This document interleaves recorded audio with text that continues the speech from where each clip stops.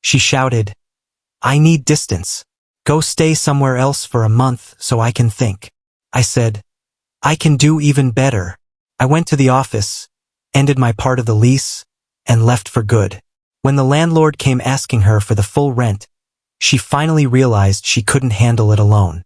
I, 29 male, working in warehouse management, had tried my best to build something stable with Caroline, a 27-year-old freelance social media manager whose life always seemed to swing between extreme highs and dramatic lows. When we first met, that energy felt exciting. But after moving into a downtown apartment together 8 months ago, a place she chose, loved, and insisted we could afford, the reality became impossible to ignore. Everything was supposed to be split evenly, and for a while that's how it worked.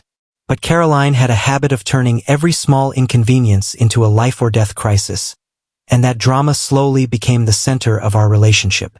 The apartment was beautiful but way above what we should have been paying. I told her that from day one, yet she swore we could make it work by being careful. But being careful was not her style. Stress for her meant spending clothes, makeup, random decor, kitchen gadgets still sitting unopened. She could walk into a store for one candle and walk out $300 lighter. When I tried to talk about it, she accused me of being controlling or unsupportive. Then she started hinting that since I earned a little more, I should cover more bills. When I refused, she suddenly became too emotional to handle money around rent week, leaving me paying everything while she processed her feelings. Month after month, she dug herself into financial holes and somehow tried to make them my responsibility.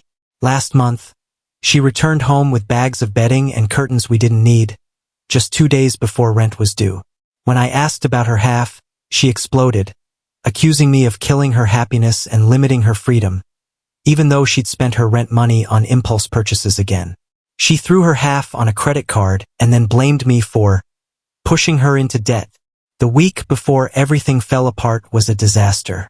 She picked fights over the way I loaded the dishwasher, over my shoes being near the door, even over my breathing being too loud. The final meltdown happened over leftover Chinese food I ate, food she never told me she was saving. She screamed for 20 minutes about how I was destroying her creativity by eating something that had been sitting in the fridge for 4 days. Then came the night everything imploded. She walked in after a bad client meeting, threw her purse onto the floor, and immediately started attacking everything. The volume of the TV, the condition of the apartment, my failure to ask about her day the second she walked in. When I tried to calm her down, she claimed I was dismissing her feelings. Finally, she announced she needed space for a whole month. Not a breakup, according to her, just time alone in the apartment I paid half for. She wanted me to live in a hotel or crash with friends, while still paying my full share. That was the moment I realized she didn't want space. She wanted control. So I told her she was right. She did need space, and I'd give her even more than she asked for. Before she could interrogate me, I grabbed my keys and walked out. I reached the leasing office 10 minutes before closing and asked about ending my half of the lease. The manager, Patricia, explained the process and the fee 2 months of my share. $1,800. Less than a month in a hotel, and much less than the mental cost of staying with someone who treated me like a wallet she could yell at. I signed everything, paid the fee, and walked out a free man. That night, I went to my friend Andrew's place. He didn't even ask questions, just cleared his spare room and helped me plan how to move my things out while Caroline was at work. The next morning, we loaded my belongings into his truck, cleaned out my side of the apartment, and I left a short note saying she'd get all the space she asked for, and that the leasing office would contact her soon. By evening, my phone exploded with missed calls and messages. She wanted space, now she had it. I didn't answer any of them. The next day, Patricia delivered the news to Caroline. That's when panic punched a hole in her world. She finally learned the full rent amount, the lease rules, and the responsibilities she'd been shielded from by my consistent payments. Suddenly, her independence didn't feel so empowering. By Sunday, she managed to reach me. She screamed that I had abandoned her and ruined her life. I told her she got exactly what she asked for. She broke down, crying and apologizing, saying she wanted space, not a permanent ending. But for me, the ending had already happened long before she realized it. After that conversation, I blocked her number and every social media profile she had. It was time to protect my peace. The following days proved just how much she had relied on me to quiet her chaos. She went to the leasing office desperate to get me back on the lease, but Patricia explained it was impossible. She tried breaking her half too, but she didn't have the money. She was trapped in the apartment she insisted on, stuck with a rent amount she'd never prepared herself to handle. She showed up at Andrew's house one afternoon, leaving a handwritten letter begging me to undo everything. Andrew tossed it straight into the trash before I came home. He knew I didn't need that emotional ambush. Within days, rumors spread through friends that Caroline was desperate. She tried calling through different numbers, then through friends pretending there was an emergency. I recognized every voice and hung up each time. When rent came due, she barely scraped it together by borrowing money from her parents. A conversation she definitely didn't want to have. She told mutual friends that I left her destitute and alone, but anyone who truly knew her understood the truth.